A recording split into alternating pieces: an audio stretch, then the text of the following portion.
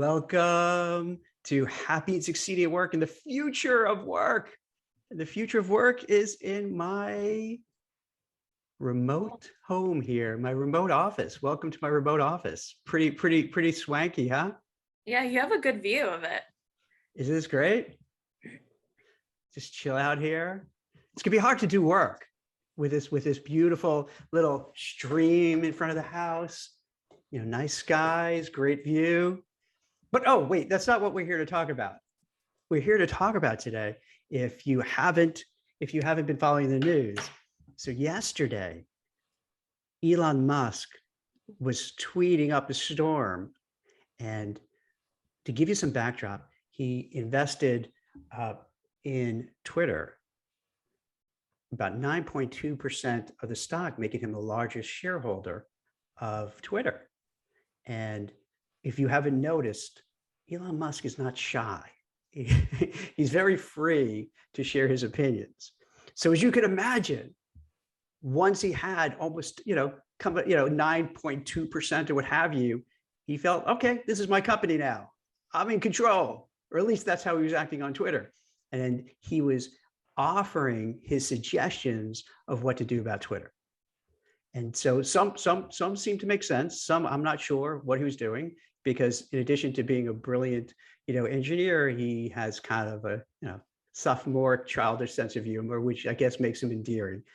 And one of the things he offered was an edit button.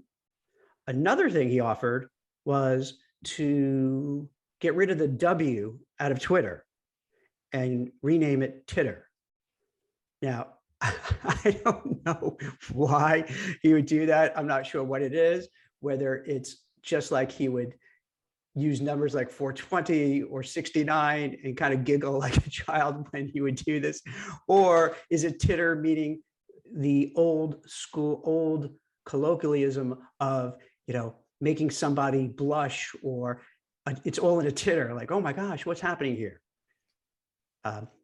He also said that because while Jack Dorsey was the CEO of Twitter, he proclaimed that during the pandemic, everybody could work remotely forever. So then when presumably Musk walked into the offices, big skyscraper in San Francisco, you expect a little bit of a hustle bustle, even if it's a hybrid, but it seems it was a ghost town. And since nobody seemed to be there, he called upon Twitter to say, hey, let's make this a homeless shelter because we have so much room. So this was his weekend activities. So far, what do you think? So an edit button, which seems that's kind of cool. Homeless shelter, if you're serious, would be really nice. Titter, I'm not really sure if that really makes much sense. And what do you think? Is he posturing? Is he kidding around? Is he going to go for a hostile takeover? What do y'all think? It's interesting, after all that, he informed the board that he wouldn't accept the board position. And the board position would have capped his role at 14.9%. But now that he is not on the board, he can buy up as much as he wants. Which is so. Do you think that his goal would be a hostile takeover, and thinking that, hey, if I really want to get my stuff done with Twitter, I have to own even maybe more than 9% and bring aboard some other allies, like maybe Peter Thiel, who's also a billionaire. He's one of the folks who famously backed Facebook early on and started Planter and some other companies. So maybe he's going to have some other alliances and just take complete control over the company. Do you think that's a possibility? I definitely find it interesting that Parag Agrawal, the current CEO at Twitter, urged people to tune out the noise, as there will be distractions ahead, which is very ominous. When you say distractions ahead, that means, we can't get rid of this guy. Oh no, what do we do? Yeah. And then Musk had responded. I think he since then deleted it with like an emoji with the hand covering the mouth. So he's just up to no good. Or could it be this? Because there's always been questions about him flouting the laws, the Securities and Exchange laws. And so far, like nothing really happened to him. But do you think, because I seem to remember there was something maybe he said or did, and I could be completely wrong. So Musk, don't sue me if I'm wrong about this. I'm just trying to recall that he couldn't maybe be on the board of directors because some of the things he's done. I'm not sure if that's accurate or not. I could be completely wrong. But you got to wonder maybe whether some SEC stuff that maybe prohibited him from being a director. I'm not sure, but I do know that he was 11 days late in publicly declaring that he had amassed like this large stake at Twitter. And there's a law that requires investors to notify the SEC when they've surpassed 5%, which would have been March 14th, and he surpassed that by 11 days. So I wonder if there will be SEC ramifications for that as well. And then when he initially filed as like a passive investor, and since then he's changed it to active, but when he was passive, he purchased up to like 63.5 million shares. So I am curious to know if there will be any SEC fallout from just this investment alone. It definitely makes things interesting. Yeah, I'm looking forward to it playing out like an episode of Succession. I'm not gonna lie. Right? This is going to be like an ongoing saga of how it's going to play out. All right. My bet is this. I don't think he's going to walk away.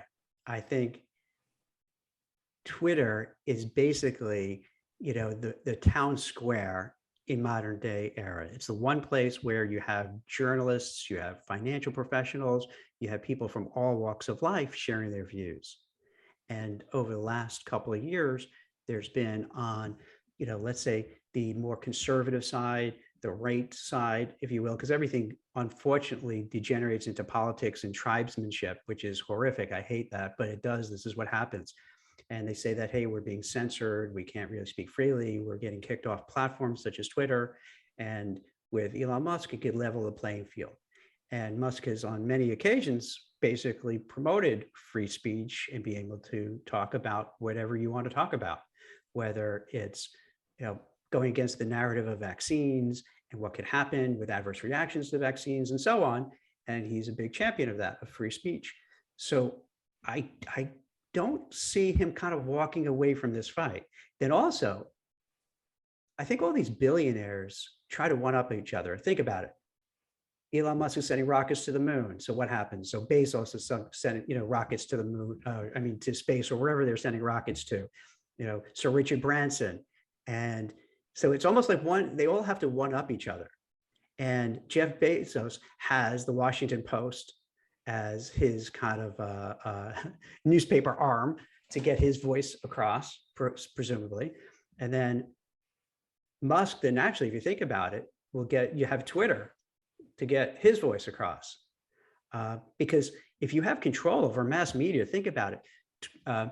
Musk and Tesla and SpaceX and Boring and his other companies really don't have a big marketing team. You don't see television ads for it and other things that you would for other products because he has such a high profile. So imagine if you're on Twitter, what kind of high profile that would be if it helped him to sell cars and SpaceX and Boring and whatever other kind of things he wants to do. So what do you think about that angle? That it's really also a way for him to just have a huge platform to promote himself and all his companies.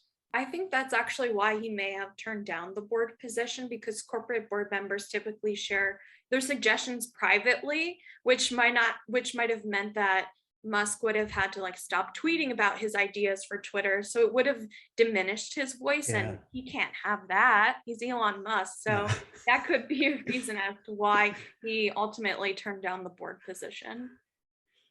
Yeah. If I may add my 2 Dogecoins to the conversation. I see what you did there. There you go. You all bring up very good points. And my thought is this, it remains to be seen. I mean, who knows what's behind his doings here? But what I do think is the fact he was 11 days late, as you mentioned, Christine, putting out, that, hey, I'm going to join the board, et cetera. I think all these things were all pre-planned, and he has his design and plan all, outlined. And these are just all pieces of it as it's going to, transform. And it's going to take time to find out. Of course, because like you're not going to spend hundreds of millions of dollars, if not billions of dollars, on a whim. And he didn't get where he is by just, he tries to come across kind of silly and goofy, but clearly the guy's really bright. And he has a whole team of law firms and lawyers and accountants and tax accountants behind him. So so these are things you don't do lightly. Although it does seem like he's very free to try to push the envelope and do, and maybe file something, maybe not perfect, and hope that he'll just get away with it with his, aw shucks attitude. Yeah. But then there's ramifications to that. I know Jake Clayton did an interview where he said Musk could potentially have to pay back like $11 a share for to each shareholder or whatnot. Because during that time he amassed like $156 million in him staying quiet about upping his stake from 5%. Yeah, it's definitely gonna be interesting because he definitely tries to he doesn't let restrictions stand in his way, right? He seems not to really care too much about. It's almost like I don't have to listen to the laws. I'm above it. I don't have to listen to what everyone else does. I can do what I want to do. That's the billionaire way. They always find the loopholes and stuff. So yeah, he is very this all could be very deliberate, or he is very he acts on a whim, I think. You think so? You think he's more of a whim and just like, hey, I just want to buy this. I'm going to do it. Because he'll tweet something and then delete it. So he's very reactionary as well. But he is a brilliant man. He didn't get to where he is by, being stupid. So it could all be part of something greater. And I think it very well could be. And I also think he enjoys pushing the envelope to see how far he can push it before he might get a paper cut. So, that's going to be part of it as well. I love your analogies today. The Dogecoin, because for people who aren't aware of it, like Elon Musk is, has promoted Dogecoin, in the past. And then I think in his tweets over the weekend was saying that, there's another part that I neglected to mention is that he wants a subscription service. I want to say is Blue Premium. And you would get kind of a blue check. It's not clear whether you get the same blue check as others already have or a different variation. And it'd be $3 a month and you get verified. And then they keep an eye on you to make sure that, you keep paying, because if not, then they'll take it away from you. Now, what do you think about that for twofold? For a subscription model, so you're not relying on advertisers. One thing is that he said to do away with ads also. Yeah. And what do you think about having that checks for everybody? Would that infuriate the celebrities and, the journalists and everyone else who has a blue check? So all of a sudden it's not as valuable and they're just like peasants like everybody else now? I just feel like all of its revenue right now is ad driven. So I don't know that the $3 subscription would be a great business model. I do think it would. I do think it would infuriate the current blue check holders if they don't get that status. Right. It becomes, hey, for $3 a month, I can be one as well. So I'm not clear though if it's going to be the same. You know what I mean? If it's a different kind of check. He wasn't clear on that, or maybe I just wasn't clear in understanding that, or maybe because I have a blue check, so I have a vested interest in that. so I don't know, but it does think about it. Let's say how many members are on Twitter? 5 people, 20 people, 1 million people? Do you guys have any idea? I'm not sure. So let's say you get 10 million people to do that subscription. So that's 30 million every month. So that's like what, over 300 million a year, just like that. And that's just 10 million. Then what about and then they could probably give other kinds of subscriptions too. So why not? Like that's almost found money. I think most people for $3 a month, I mean, for goodness sakes, everyone pays more for Netflix and Amazon Prime and everything else. Why not? It says Twitter has like 206 million daily active users worldwide. So imagine, all right, so now 20% of it, just do that $3. So now you're about $700 million a year, just like that, with that one little change. But I guess you would have to also have something a little bit more than just a check, right? For the subscription, they probably would have to offer some other kind of service to make it, to pay for that extra amount. Mhm. I think right now it makes like $1.4 million in US dollars in advertising revenue. So That's not a lot. That's all that. Oh my goodness. uh, That's I know it could be it's yeah. in the billions. It's in the Yeah. billions. Yeah, 'cause that was just one quarter, a fourth quarter Oh, of 2021. So so I don't know. I'm kind of I gotta admit, I'm hoping that this kind of go, that Musk doesn't walk away from this for a couple of reasons. And I'll be very transparent. One, I'm a big believer in free speech. And I wasn't a fan during the pandemic where people wanted to give different opinions and they were shut down. It doesn't matter whether they're right, left, in between, up, down, sideways, because I think personally, I always like hearing different opinions because then I can make better decisions for myself. But if you only hear one narrative, you don't know. And then also it's a chilling effect.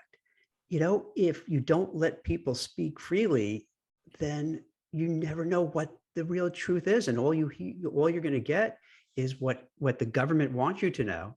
And as we've seen during the pandemic, they don't always have our best interests in heart, and they're not always honest with us. So that I think it's healthy to have an open dialogue and discourse, even if there are things you don't like to hear or don't want to hear, but at least you know what's going on. So I think that would make us. I think that'll be better because otherwise you go down this slippery slope of losing our freedom of speech. And that's not a good thing. Like, have you guys seen what's going on in China lately? no, what's going on there? Oh my gosh, it is frightening. I sent a video this morning. I don't know if we can get it on here. Probably not. Maybe we could send it in our newsletter. So in certain places, I don't want to say Shanghai, but I could be wrong about that. That complete lockdown, right?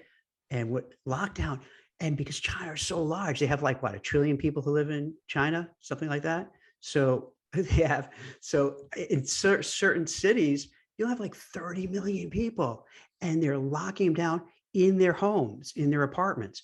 And there's this video I saw on TikTok that I shared, and it's real because I've seen a few different variations where people at night, picture this, big skyscraper buildings, right? It's black out as night, and there's some lights from some of the windows, and all you hear is yelling. So they're just in a cathartic rage. They're just yelling and screaming out the window because they're stuck in their apartments and they're not let out. And this has been going on for weeks, if not a month or more. Is it because of COVID? This is a COVID Oh yeah, lockdown? this is all COVID. This is all COVID related because I don't know why, if it's a worse strain or they're just because they're authoritarians over there and they could do what they want to do. I'm not really clear, but they have people locked in their homes day and night for weeks and weeks on end. If you want to go out and get supplies, you can't. They'll either be brought up to you or you have maybe a representative in the apartment building to go down and bring it up. And maybe if they bring it up hours later, it's been sitting out there. You see people are like lined up in the streets, and it's like a dystopian movie, seriously, where you have I don't know if they're army personnel or law enforcement or what have you, but they're dressed in those white garbs, that like, the hospital kind of, not even the hospital guards, like you have the headset on with the glass, with the plastic in front and everything all white. It's when you see, those TV show crime shows and you show up to the scene and you're like wearing all that just kind of hospital-ish gear. Hazmat suits and stuff. Yeah. So picture that. And just lots of them, and people are waiting in line on their knees, showing like their ID, their passports, their phones, so that they can go to wherever they want to go. And it is frightening. It is really surreal. And I know this seems like a stretch from free speech, but that's what we forget sometimes in our country how fortunate we are that we can have free speech, because the vast majority of countries out there aren't like that. Even places like Canada, if you think about it, in the UK, they don't really have the same laws we do. Like Canada, I didn't know this until there's a lot of protests there, that lot of the freedoms we enjoy and take for granted aren't the same in other places. So I think it's interesting how someone from a different country, because we forget that Elon Musk is not born here in the US, he's from South Africa. It takes somebody from the outside to say, no, we need this free speech. We have to, this is so important to us. So I bet that he's not going to walk away from this fight. I just wonder what's happening internally at Twitter. I don't know. It would be hard as a Twitter employee to get any work done when you're wondering what the heck Oh is my happening to our gosh. company. When he first, this was like a week ago, announced that he had like a 9.2% stake, you had a Mhm. couple of people who worked there saying, that's it, I'm quitting, I'm out of here. And then you had a lot of people from the side also saying, yep, I'm gone, I'm leaving, Yeah. I'm out of here. So it got to be a little frantic over there. Yeah, and Twitter had announced when he was expected to take a board seat that they would host an AMA session after the internal outcry, and he would answer like any questions that they have directly. But I don't know if that'll still happen now that he's not taking a board seat. I know one reason was they were afraid of how he would, moderate speech on the site, but also like Tesla has been accused of racism for years, so much so that the state of California is actually stepping in and suing the company. Black employees at the California plant alleged being harassed and bullied by supervisors and finding racist graffiti on the factory walls. And a Tesla employee was fired after criticizing its self-driving technology. And, he poked fun at the trans community, changing his name to Alona after news came out that Grimes was dating Chelsea Manning, a trans person. So I don't think it's shocking that Twitter employees would have fears and concerns that, this person's values might not align with theirs or the company's. I would imagine his views won't align at all, because he's definitely much more kind of libertarian. And it seems, that, I can't say everybody at Twitter, because I don't know how could it get in their heads, but it does seem by their actions, a lot of them are very, liberal and very, have a more of a woke agenda. So clearly there's going to be a disconnect, between the two. But I'll tell you this, with Parag, the, he was a chief technology officer. And when Jack Dorsey left as CEO, he took over. He literally said that, doesn't really care about the First Amendment as it relates to Twitter. So I have to go on the side of free speech. And I always notice that when you don't like somebody, it's easy to just cast aspersions. They're racist, they're sexist, they're this. And when I start hearing that, the first thing I always think of, okay, there's not another argument. They don't like the person. They want it the way it is. So they're just going to slander the person, which is, again, another thing I think that for the workplace, for people, that's not a cool thing. Now, if someone really is a racist, if someone really is transphobic, if someone really is anti-Semitic, that's wrong. That's terrible. That's horrific. That shouldn't be accepted at all. But when people constantly bring it up, you start wondering, well, come on, are you just using that to smear somebody, or is it real? And that's just another problem. That's a real issue for the workplace, and because it silences people from talking. And that's why, like, this thing, it's like it takes a much larger, picture of what's going on. Twitter has been in a rut, and it hasn't been like innovating at the rate as other companies. So a shakeup could be a good thing with an outsider perspective. And I think Jack Dorsey, when it was announced, said that he had wanted Elon Musk on the board for a long time. Ooh. See, the thing is with Elon Musk, imagine being on the board, right? Or imagine being that guy, Parag Agrawal, or whatever, and you have to deal with him. Oh my God. I can't even imagine. Because he has a wicked sense of humor. He has 80 million followers. How do you think about it? Like, how would you guys deal with him if he was on the board of directors, or even if he's like the largest shareholder? How do you manage that? Well, I'm sorry, you could look at how his employees deal with him at Tesla. at SpaceX. I mean, obviously he's the boss there, and maybe maybe because he's clearly, those are his firms and he's established as the CEO, controlling those companies. Right. Maybe he's a little more staid and corporate professional than he's acting now, potentially to perhaps take over Twitter. That's interesting. Maybe because the kind of media that, the kind of business it lends itself to just more trash talking, as opposed to when you're building a rocket ship where you want to be really careful. You're building a rocket ship in here, you could got to be a little bit more flippant, a little bit, a little bit more wild. Is that what you mean by? Yeah, I think so. And something just came to mind as far as, comparative to Bezos. I'd like to see Elon Musk get into his, human carrier on the rockets or whatever. At least Bezos, had the gumption to, get up and go into, near space orbit or what have you. Come on, Elon, stop sending your sports car alone up there and, hop aboard yourself.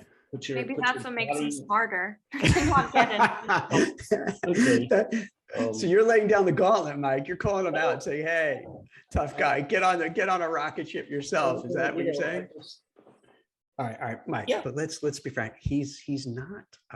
If I understand, like race car drivers and astronauts, they got to fit in these little tight compartments. And I don't want to fat shame or anything, but Elon Musk is kind of husky, if you ever noticed. So I don't know if he could fit. Jeff Bezos, have you seen him lately? He's ripped. He's jacked. Have you seen him lately? So he could fit into those plays, and he's not a tall guy. Musk is a tall, big, heavy set guy. So I don't know. I don't think he could get in there. Good point. Okay, I stand corrected. No, I'm just throwing it out there. I don't know if he. That's interesting. I mean, like literally, he'll weigh down the rocket ship. Yeah. No, he's not that large, but I could see. I don't know. Yeah, if I may, just getting. I don't know if we want to really kind of pivot the conversation to this broad-based but serious topic that you just touched upon regarding free speech and Twitter and things like that, but. Yes, it's a very, very complex question. And where do you draw the line? Where do you put censorship? What came to mind with me is, there's a certain governor of a certain southern state where there's that quote unquote, don't say gay bill or law that was just passed. Now, if look at that, to me, that's a much more offensive and harboring free speech to the teachers where they're allowed to perhaps talk to their classrooms about certain things. That's more to me, that's censorship in a way that, with technology and social media and everything these days, everyone has a platform. In the past, if someone was burning the flag, yes, you have a right to do that. Usually it's done at, a Skokie quasi KKK protest or something, but it's quite limited.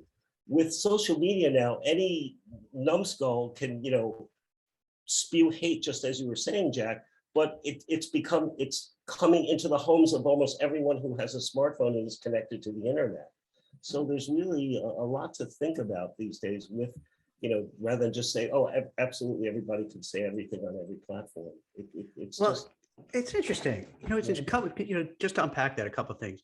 Right. One, as a parent, there's no way I would ever, my kids are older now, but there's no way I would want a kindergarten teacher, a first grade teacher, a second grade teacher to talk to my kids about different sexual activities. As a parent, it's not their job. Their job is to teach reading, writing, arithmetic, history, social studies, what have you, but not talk about, and not just sexual activities, but really taking it to the next level. I could just speak as a parent, and I don't call it gender fluidity or whatever I heard a term, but no, you're absolutely right. And perhaps it used to be, I guess, I didn't go to a public school in public education, but usually there'd be a grade where there'd be a quote unquote sex education class. Right? They had like my kids, I would say it was kind of middle, I want to say it was like middle school that they would have sex, health ed, that they would talk about, these things where they're older, a little bit older to understand and appreciate. Even then, you'd hear the kids like, they'd come home from school, friends, and they'd talk about it and they would be very uncomfortable and awkward about it, weirded out by it. And that was probably, I don't know, what's middle school, like your sixth grade? So I don't know, 12, 13. I'm kind of removed from that world now, so I don't know. But then also to unpack it too, what's wrong with having just complete free speech? Whatever you want to say.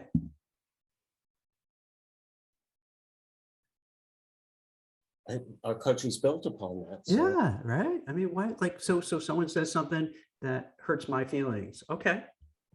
If they punch me in the face, that's one thing, right? But if they just say something, that I don't like, all right.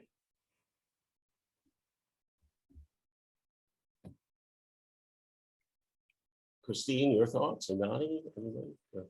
I think with free speech comes, the need for media literacy. So that's something that we also have to teach people to decipher what's real, what's not, instead of just like clinging to like any narrative on any side.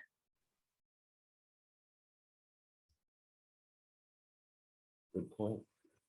I agree. And yeah, see, that's the problem, is it seems that there's almost like I want to call, I don't know if this is the right word, but like a gullibility that because it can, any numbskull can say anything, free speech, yes, it's a right. But a lot of people seem to not be able to filter, to what degree, and they might take it as etched in stone and this is real, and then act accordingly, and people can get hurt. So, but hey, that's human nature, and I guess the world we live in. But so let that, but to me, so let people say what they want. I rather always have someone say what they really mean, because this is where you know where they stand. Where they say like, oh, okay, I get it. You're a racist and you're a jerk. Okay, I'm glad you said it, because now I know where you stand. I know what you're about. No secrets. Okay. As opposed to not really knowing what they're thinking, what they're doing. But there's a big difference between saying it and then, doing things engaged in violence or destruction or mayhem or things like that. That's different. Yes. And I don't think we're going out of a tangent, because I think that's what I think this is really where, in my opinion, I think this is really where Elon Musk is coming from. He's looking at through, I don't have to be a spokesperson, obviously, but I think that's kind of where he's coming from, is seeing how this is playing out. But then clearly he's a business person and he wants to make as much money as possible. And he wants to get people like us talking about it, because the more they talk about it, the more likelihood that he gets his name out there and they'll buy his car and, other things that he's building and creating. So it's not as if he's a philanthropist. He's really, trying to make money.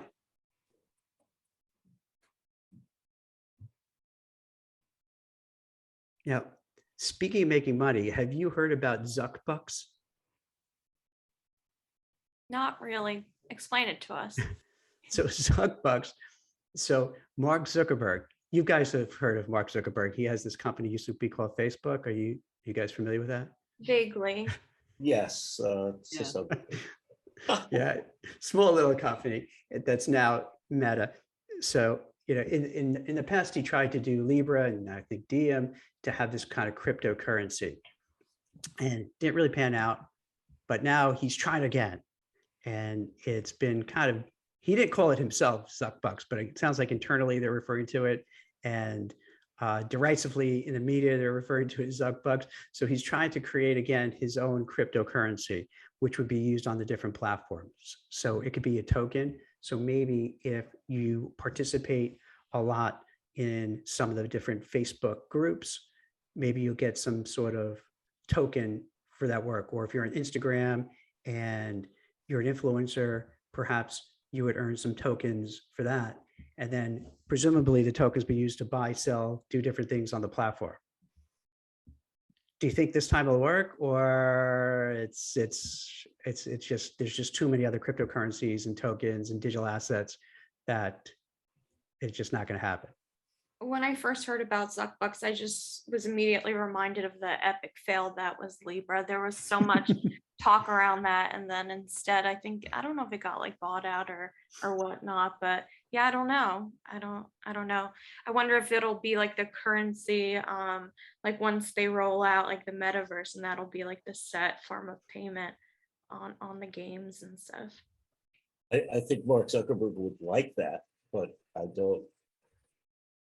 I think there's something to be said about, likability in a way. I mean, he seems to be very much you know, a target of, discontent and or Oh my not, gosh. right? Oh my So, gosh. It's so crazy. So like a little while back, I wrote a piece for Forbes about the metaverse. And then I posted that article on LinkedIn. And LinkedIn, as we know, is the most sedate social media site. There's not the ranting and raving that you see on other social media sites such as like Twitter. And I was shocked and surprised by people responding. And this is like, I'll say 5 months ago now, 4 or 5 months ago. And they were basically saying, I don't want anything to do with Mark Zuckerberg. I don't care. I'm not going to get in the metaverse because he owns the metaverse. And he didn't own the metaverse. This was at a time right after he had that commercial talking about Meta and creating the metaverse. But for some reason, a lot of people felt, oh, so Mark Zuckerberg owns all that. But I knew people didn't like him, but the hate, the vitriol, the intense loathing was unbelievable. Unbelievable. It also goes to show that why there's a need for media literacy, because they just cling to that narrative that he owns the metaverse, and it's completely untrue. Right? It's so wild. And I kind of figure people kind of know, okay, he's building his own metaverse, but others are building different metaverses. You have Decentraland, Sandbox, Sonium. I mean, there's just a whole lot. Rove, Spatial.io.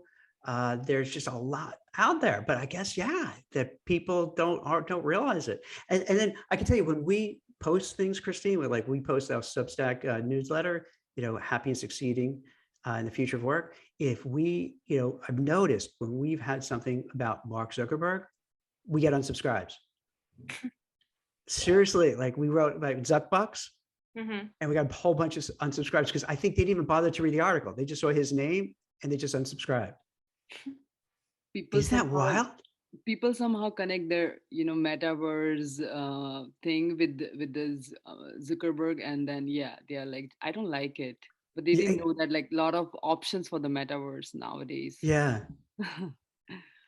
Speaking of unlikability, okay, one last thing. Do you guys remember Better.com, the kind of fintech mortgage provider? Yeah, the CEO had fired people over Zoom and referred to his employees as dumb dolphins. oh, that Better.com. Yeah. Yeah. So as Christy mentioned, so you had this guy, he's the CEO, Better.com, kind of one of the fintech unicorn companies, got probably 750 million or something like that to build it. And I guess in a belt tightening move, he had to downsize people, and he did it in a one-way video. So he goes on a video and basically said, if you're on this video, basically you're fired. Goodbye. And that was it. Cold-blooded, fired. Then they had to cut again and said, oh, we're going to do better this time. But a lot of people found out through their bank account that they got a little bit of a severance payment, but they never heard from the company themselves. And they were just boom, summarily let go. And I think that's where one of the reasons he was saying, as Christine was saying, calling them out as dumb dolphins because they were stealing time from him because they didn't work hard enough. And one of the things I don't understand, and I don't understand a lot in this, but I thought dolphins were smart. Can you fact check me on this? Aren't dolphins smart? It's like, is it like he didn't even get that right? Yeah, but he just employs the dumb ones, I guess.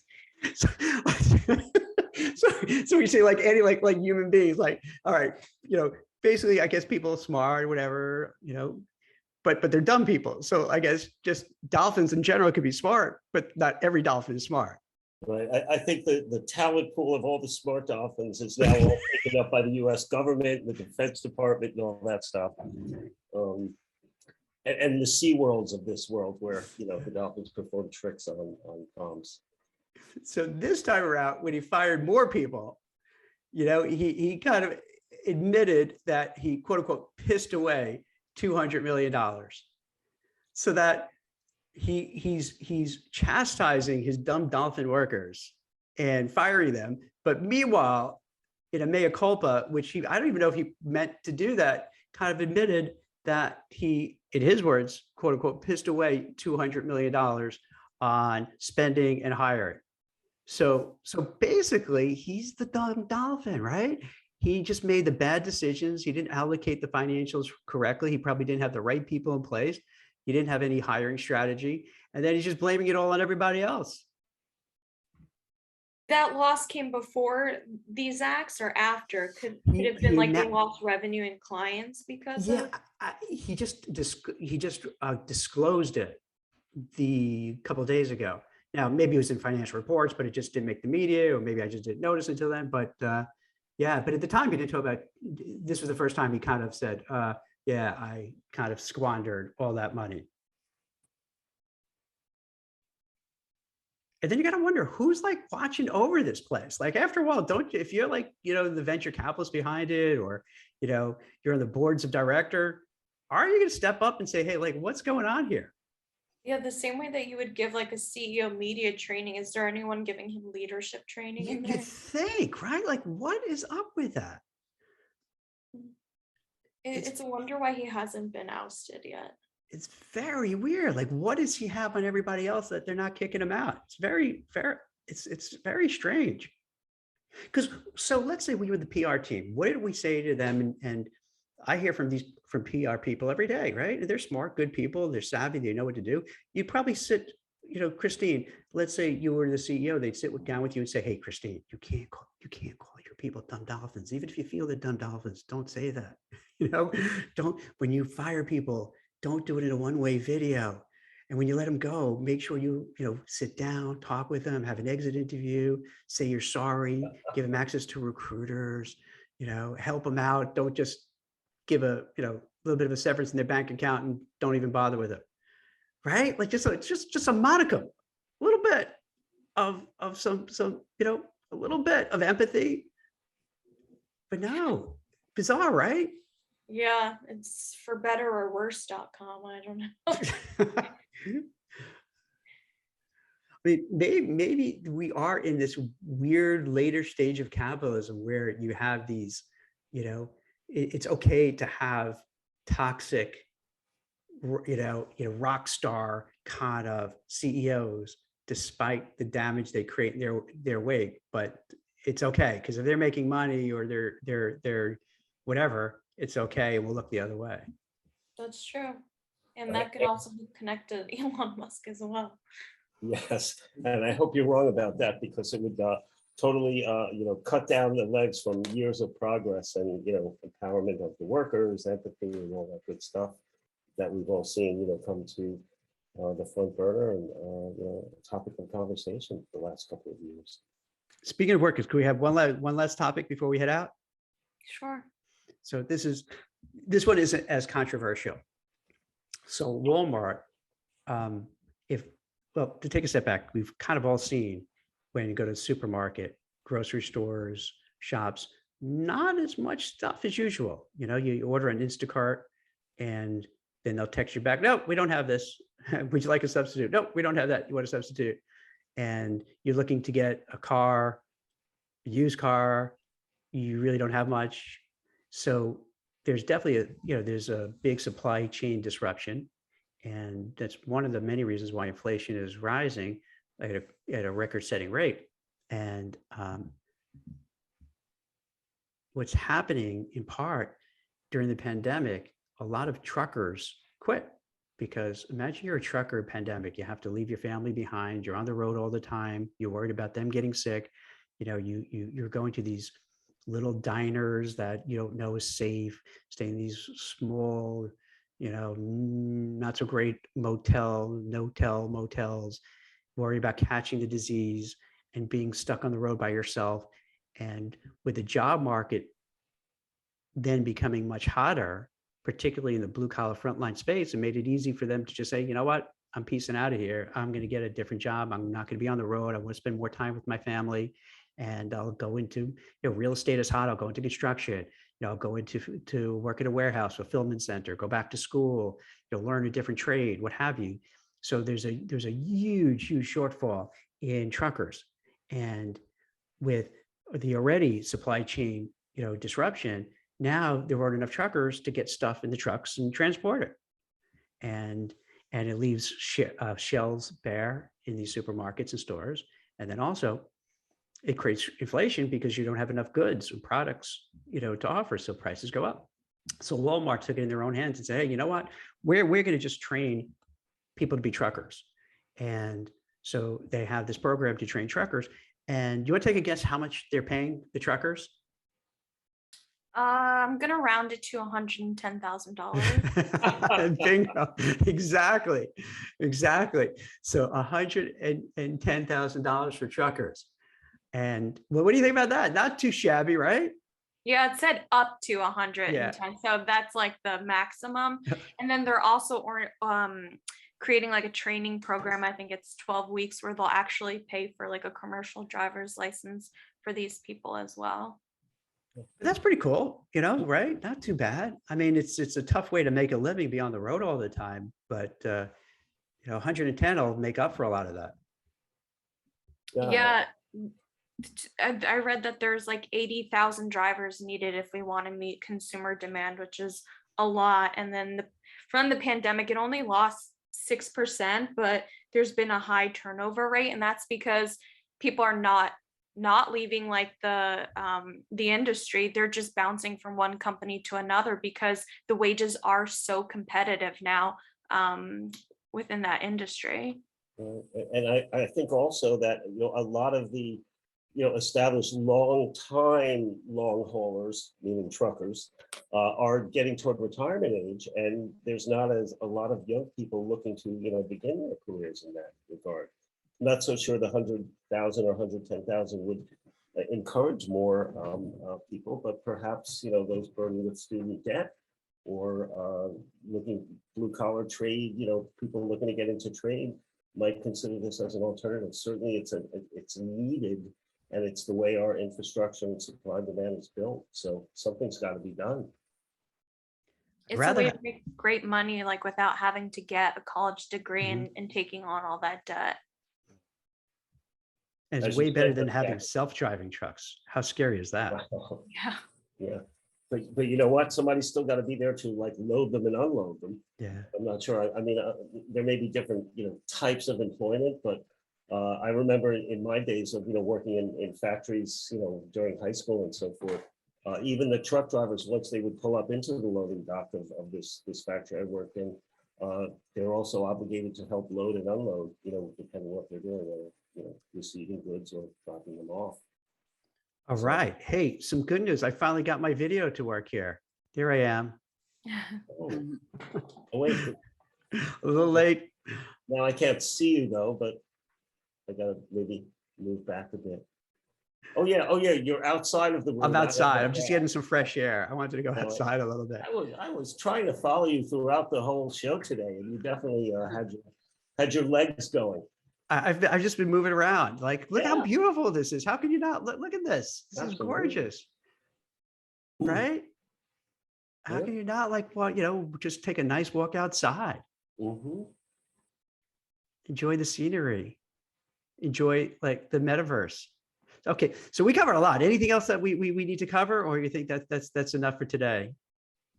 I think that's good. I think Walmart is one of the few companies that, instead of complaining like we can't find workers, has like assessed its pain points and came up with solutions to like attract, hire, and retain, which is great. And they're also offering free college tuition too. Yeah, I think that's going to happen more and more, where companies are going to realize, hey, listen, we're just going to have to figure out ourselves and make this happen. Otherwise, we're going to lose people. We can't recruit people. We can't attract them. So we gotta really do whatever it takes. Hey, before we leave, you want to try this? Before we head out, you want to try like this? What's it called? Like in Star Trek, where you kind of go into someplace new. What's that called? Galaxy lights. It's like a bubble. Looks like it's another galaxy. Is it a Yeah. portal? Is it a Portal, like, yeah, let's see. Can we go into this portal? Yeah. I'm gonna beam into it right now. All right, let's see. How do you go in? You have to click on that bubble, I think. Okay. Click on that bubble. Okay, we'll meet you there. Okay. We'll have to mute ourselves in there too. Oh. Okay. Whoa. Well, here we are. Okay. You want to try another one? Jump into another one? Oh, Okay. Yeah, I see. Okay. I'm gonna jump Which into it. one are we going into? elbow gallery. Wait, there's a bowl gallery. Oh Yeah, yeah, there so too. that- Elbow. I don't see elbow. Right next to the staircase. Yeah. NFT. Okay, the NFT. NFT one. Okay. Yeah. Okay.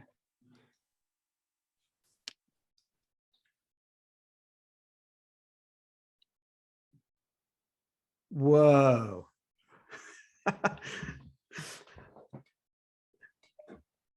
Whoa, what do you think? Wow. Whoa. This is nice.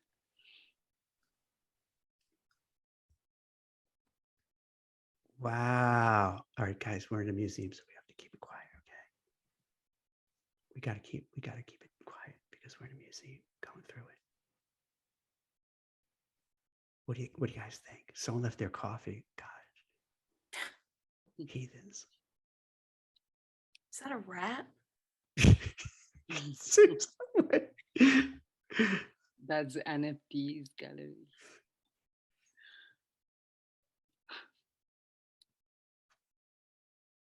Oh my God, you're right. It's a male rat. That's bizarre. I wonder if you can purchase an NFT like through this gallery. Yeah, I think so. Does it say like prices on there? Yeah, let's see. Let's see what the price is on here.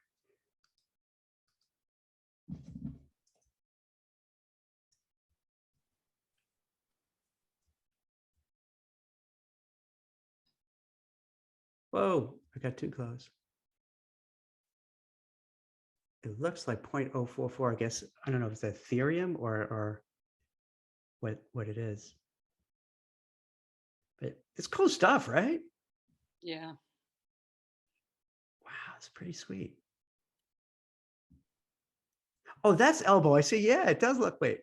Yeah. That must be another one, Mike. You're right. Yes, Or it looks like elbow. I was in the elbow, but now I joined you guys in the bow. I'm looking at looking for the price of the blue. It says Blue Sky artist Deed Stanton. It certainly looks like the old. I clicked on the rat and then like a glass case went around it. I'm not allowed to touch it. You touched Oh. it. You're in the museum, Christine. Hey, you know what? If we were robbers, that would be the thing to get back into this room after hours and burglarize. If there's a glass case, it must be. I can't. I'm stuck. I'm hitting into the wall. So you touched it and a glass came over it? Yeah. Yeah. That's hilarious. Oh my gosh. See if you could click on it and then you might see like Oh, a yes. glass piece appear. Yes, I did see that. You know, it's interesting in these galleries, evidently wherever you move your, little hand cursor and click, it takes you to that spot. Unlike, Jack's room where we had the show. Like here, I'm going to click on the bench and it moves me right over to the bench.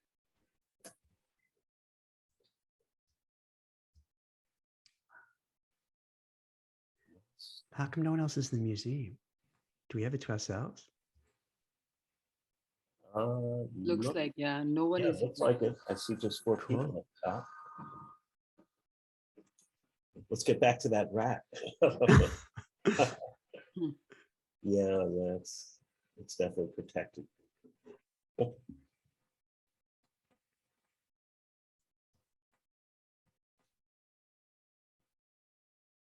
Okay. Anywhere else you guys want to go, or you think that's enough for today? That elbow thing. I think that's enough. That's My computer is making a noise now. Oh, is it? Yeah. Yeah. You're not smelling it burning, are you? No, but Okay. looks like this space has a like lot of gallery, like a lot of graphics on it. So yeah, it's Yeah, making little. fair enough.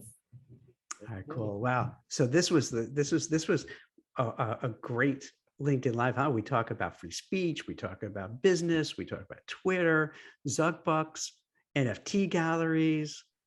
This is so wow, amazing, amazing, amazing, amazing, amazing. So excellent. Well, hey, this is great. Thank you everybody for watching and staying with us. And I hope you appreciate the conversation. And you know, we're not trying to rile anybody up. It's just I think one of the great things about doing this is just to bring up concepts and ideas and how it relates to the business world and the workforce and you know, putting things out there. You could agree, disagree, what have you, but I think it's great to have these conversations. And also it's cool to show things like we are now to get a flavor for what the future of work is like, which is kind of the future is kind of now. So see what's out there. And that might help also in terms of thinking of your career to say, hey, wait, this whole space looks awesome. How do I pivot into Web3? You know, how do I pivot into virtual reality or metaverse or gaming or NFTs? And so I feel it's cool that we could bring these up, you know, out to you to give you some ideas in terms of where you may want to go next within your career. So really appreciate you taking the time and watching and hanging with us. And we'll see you all tomorrow. Bye. Thanks. Bye. Bye.